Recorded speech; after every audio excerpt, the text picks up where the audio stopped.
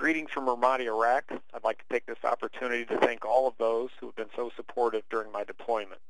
My family and friends, and my staff and colleagues. I couldn't have done this without you. You know, I'm often asked what I've learned here in Iraq and what I will take away from this tour of duty. I think the answers might surprise you. From the Iraqis, I've learned about endurance. From the Marine commanders, I've learned the importance of leadership and focused planning.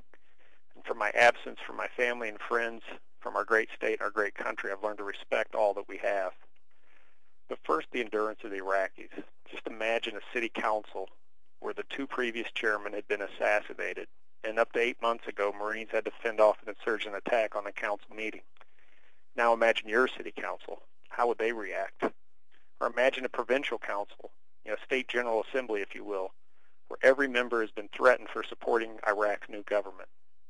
I've met a council member whose father was assassinated in the most horrific manner. I've met a council member who was the target of an IED and whose arm will never be the same. Despite these threats, despite the IEDs and the suicide bombers, these men and women still show up to work, are still committed to a new Iraq, and that, my friends, is the value of endurance. It's also occurred to me that our state's leaders could learn much more from the United States military. And while it may seem contradictory, an important part of leadership is humility. Over here, it's not uncommon for a 20-year-old corporal with 2 tours under his belt to give advice to a 35-year-old major. I've seen commanders defer to lower-ranking officers because therein lie the expertise. The best officers are humble enough to know that they don't have all the answers, and they look to their subordinates for advice. It's this type of humility, this type of leadership that we are sorely missing in Springfield. The opportunity to work with the Deputy Commanding General and his talented group of planners has been invaluable. To see them analyze and react to any number of complex issues is nothing short of amazing. And the speed and tenacity with which his planners tackle these issues and offer solutions is equally impressive. Detailed and focused planning is the key. Every week we analyze the status of our goals, make adjustments accordingly.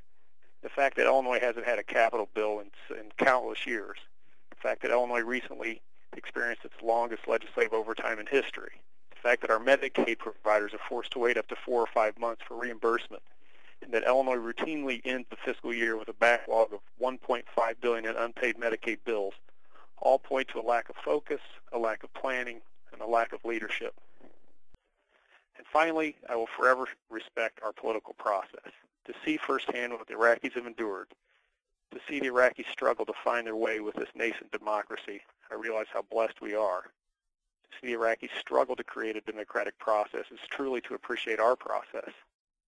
Unfortunately, it is this very process which has been treated with such disregard, with such disrespect, that many Illinoisans now think the system is broke.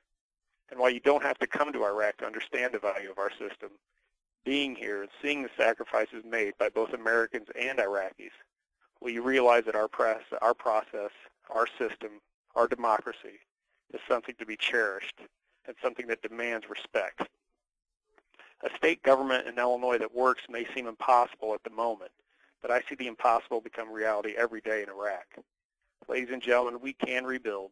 We can bounce back.